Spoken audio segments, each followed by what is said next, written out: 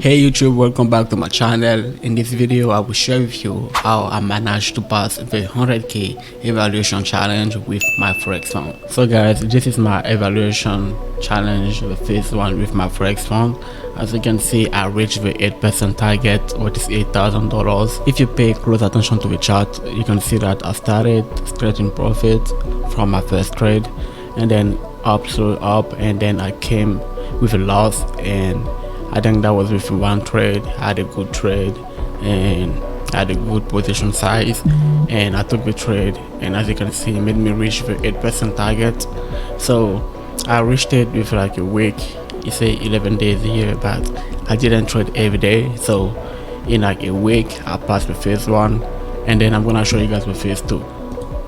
So this is the first two. As you can see, I started with a small gain, and then the loss again, and then the loss. As you can see, it's very steady here.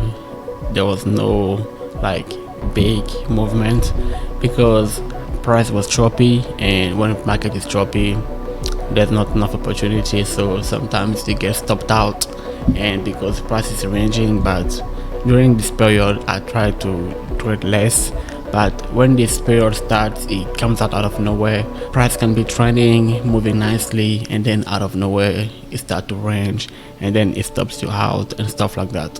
So as you can see, during this time, those are like the hardest time to pass a challenge, because as you can see, it won't get you nowhere.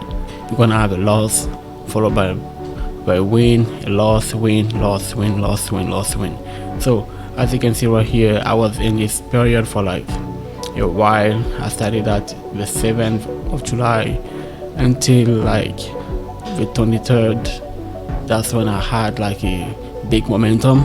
I took a good trade, a series of good trade, and as you can see, it's lining up, and as you can see, going up nicely. And then we reached the 5%, what is 5,000, and you can see it everywhere right here, 5,000 reach. And yeah, that was also it wasn't like, I didn't take a long time to pass the phase 2. Most of the time I passed the phase 2 between a month and a half, but this time, as you can see, started the phase 2 7th of July, and we passed it to like the 27th, so in 20 days. So this is good, and what I have to say about that is, no matter how long it takes you to pass the challenge, because now we have unlimited trading days, no matter how long it can take you, a month, 2 months, even 3 months, it doesn't really matter, because what matters is that you pass the challenge at your own pace. That's why now I like the fact that there is no limit on these challenges. So if you fail these challenges, it's up to you, because before that there was like, oh, the 30 days phase 1, the 60 day phase 2. Now there's none of that. So if you rush the process, of course you're going to fail, but if you take it slowly and keep it steady and focus on taking good trades, even though you have those periods of like ranging market where there is no big moves, where you can get stopped out, like market manipulation, we know all that. But even though there is these days, there is also good days, and you need to take advantages of these good days, because a bad day may be followed by a good day. A good day may be followed by a bad day. So in these good days, you need to be able to feel it and able to recognize those A+ setup that you have in your data. That's why it's so important to journal, because when you journal, you have enough data. You know what kind of pattern make you win the most, what kind of pattern make you lose the most. And when you have this kind of data and you risk more on those patterns that make you win the most, there is a high probability you will pass it.